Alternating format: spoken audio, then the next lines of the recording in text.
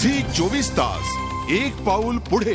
मराठवाड्याच्या पाणी टंचाईबाबत मुख्यमंत्री पृथ्वीराज चव्हाण यांनी औरंगाबादेत आढावा बैठक घेतली। या बैठकीत निळवंडे धरणातून 2.5 टीएमसी पाणी जायकवाडीत सोडण्याचे आदेश त्यांनी दिले। मराठवाड्याच्या विभागीय आयुक्त कार्यालयाकडून 9 टीएमसी पाण्याची मागणी केली असताना फक्त 2.5 टीएमसी पाणी सोडण्याचा निर्णय मुख्यमंत्र्यांनी घेतलाय। त्यामुळे मराठवाड्यातील धरणांची तहान भागणारच नाही। जायकवाडीला सोडण्यात येणारे पाणी हे नगरच्या निळवंडे धरणातून दिले जाणार आहे। मात्र हा टप्पा आहे तब्बल 180 किलोमीटरचा। त्यामुळे हे पाणी जायकवाडीपर्यंत पोहोचण्यासाठी किती वेळ लागेल हे कुणालाच सांगता येत नाही। सोडलेल्या पाण्याचं प्रमाण पाहता कोरड्या नद्या आणि बाष्पीभवन पाहता किती पाणी येणार याबाबत अभ्यासकांनी चिंता व्यक्त केली। जायकवाडी धरणातून औरंगाबाद, जालना, अंबडसह परळी औष्णिक विद्युत केंद्रालाही पाणी पुरवलं जातं। धरणातील पाणी पातळी लक्षात घेता औरंगाबाद महापालिकेनं पाणी वाटपात कपात केली आहे। उद्योगाच्या पाणी कपातीवरही टांगती तलवार आहे।